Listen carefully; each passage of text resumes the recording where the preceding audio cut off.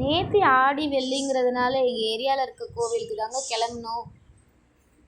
நான், அம்மா, என்னோடய பசங்க எல்லோரும் போனோம்.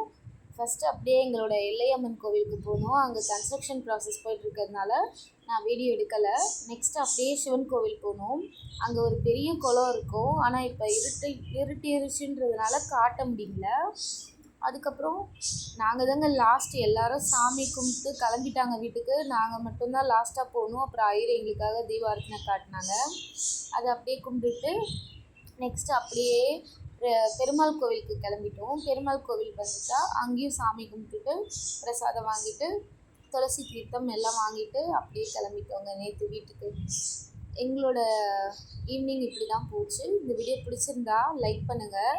என்னோடய சேனலுக்கு சப்ஸ்கிரைப் பண்ணி சப்போர்ட் பண்ணுங்கள். பாய்.